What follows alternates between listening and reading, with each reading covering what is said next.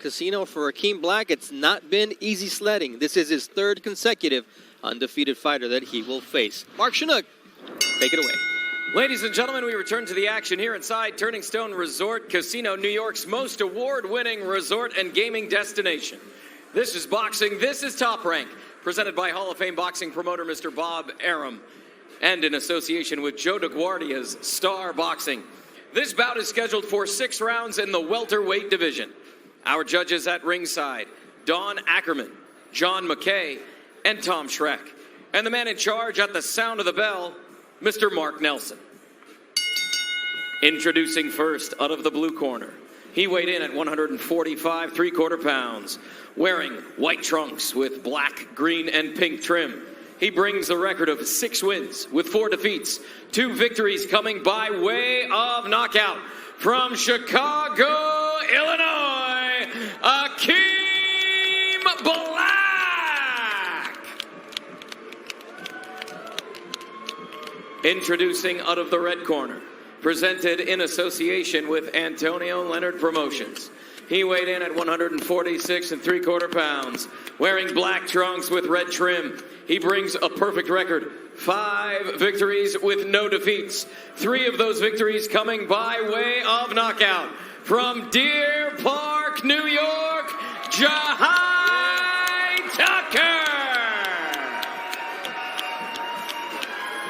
Have him ready.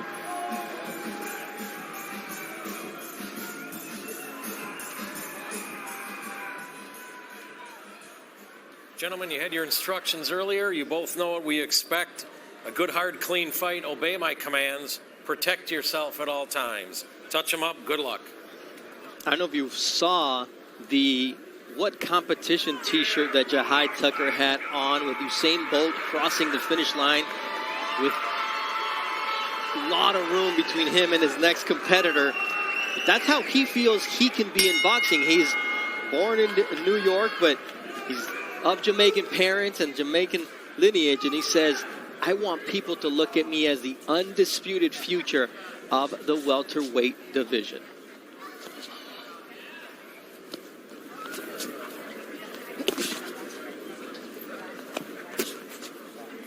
You know, this is going to be an interesting fight. Not going to lie. I think that Black has enough experience. He's been in there with some high-quality opponents. Like Joey Spencer. He went the distance with Joey Spencer. And Aaron Anderson, also an undefeated fighter. You know, Jahi Tucker's going to be tested, I believe, tonight. But he's already been able to land a couple of shots on the temple of Akeem Black. And you see now the right uppercut from Jahi Tucker. He says, look, I've worked on staying sharp. He may hit me with the shot, but he won't hit me with it again. And that's the key for me, is to continue my growth and to look impressive tonight. You know, I told Jahi, and I said, you know, what you have inside, man, is something that you can't teach. You know, and that's the willingness to fight. You know, a lot of people, either you're going to fight or you're going to flight, and a lot of people choose to, you know, to fly away, to go away. Not this guy. He likes to fight. And when he's inside that ring, he's instinctive. You know, he doesn't think. He doesn't know. Some of the moves that he's making, he doesn't work on that. It just happens. He's just instinctive inside that ring and letting his hands go and just flowing. Look at Tim Bradley, fight and flight. Dr. Tim, not only on the breakdowns, but some psychology. I'm just saying. Excuse me, sir. You've been dressed up like a psychologist tonight. There's a right hand of Jahi Tucker that shakes Akeem Black. Oh, look at those. A lot of those movements are unrehearsed. I'm letting you know that right now. Unrehearsed. Natural ability from Jahi Tucker. Nice right uppercut from Tucker after Black landed a nice overhand right. And Jahi told us, you get this good by fighting the best in sparring. He's like, I was 14 years old. I would go 40 rounds of sparring, and it was nothing to us. I put in 10-hour days in the gym with my dad. Do 40 rounds on the bags. Do 20 rounds in the shadow boxing. He's like, that's just how we did it. I'm telling you, these kids are built different. I mean, 40 rounds on the bag, 100 rounds sparring. They got 40 rounds sparring. I mean, come on, man. That is a lot of work. Oh, what a right hand from Jahi Tucker. Now a left to the temple. as referee Mark Nelson tells Akeem Black, protect yourself. And there goes Akeem Black down to the canvas on a combination from Jahi Tucker. 5, 6, 7, 8. Come here. You want to continue? Do you want to continue? Protect yourself. Time. Ooh, saved by the bell. Akeem Black had never been down as a pro until Jahi Tucker landed that combination. Let's listen to his father, McConaughey. I'll touch him on the head, wide open. Understand me? And look for the spots that we've been talking about, all right? How you feel? I feel it. Good, I see. All right. You hit him upstairs, right? You keep going upstairs all the time, though. All right. Mix it up. Good, yeah. You have Tom's?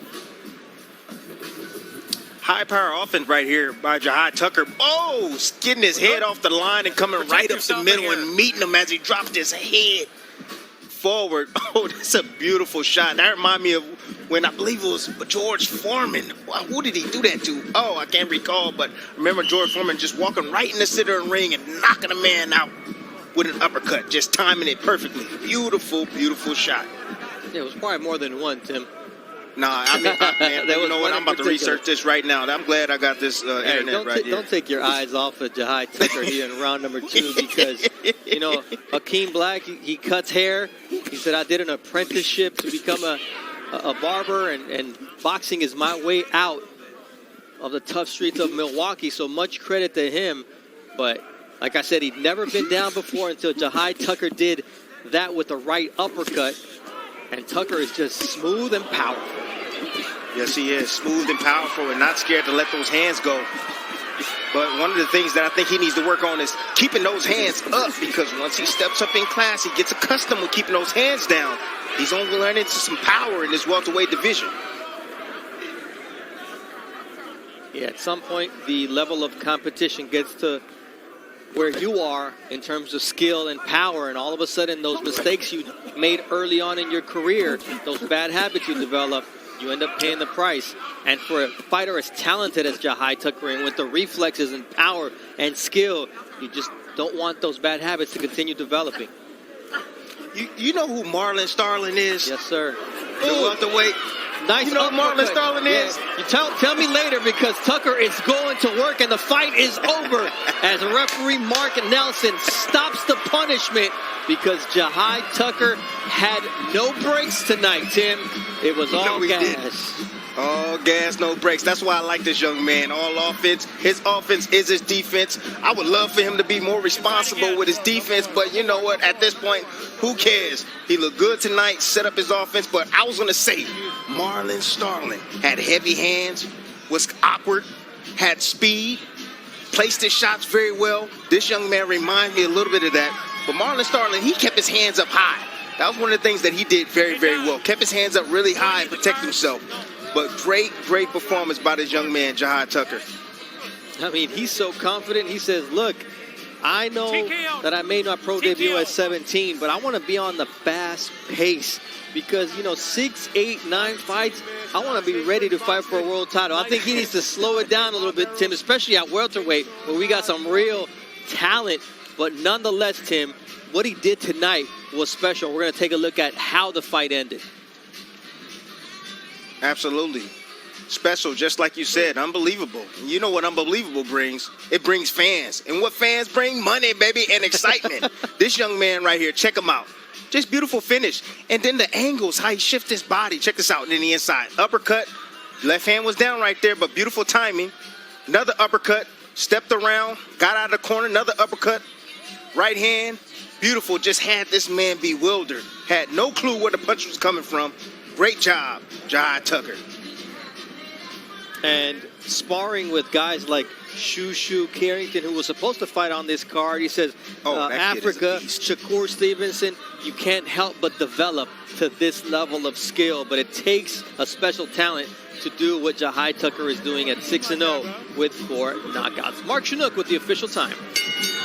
Ladies and gentlemen, here inside Turning Stone Resort Casino, referee Mark Nelson calls a stop to this bout at 1 minute, 18 seconds of round number 2. Declaring your winner by technical knockout, Jahi Tucker! Impressive. This fight lasted 4 minutes and 18 seconds, and Jahi Tucker looked impressive from the first minute until the referee stepped in and put an end to the punishment. All right, someone who doesn't want to take a lot of punishment took this fight on short notice is Steve Jaffrard. He'll be fighting for a world title. Unexpectedly, it fell into his lap, but this is a night of his life, and he's with Mark Kriegel.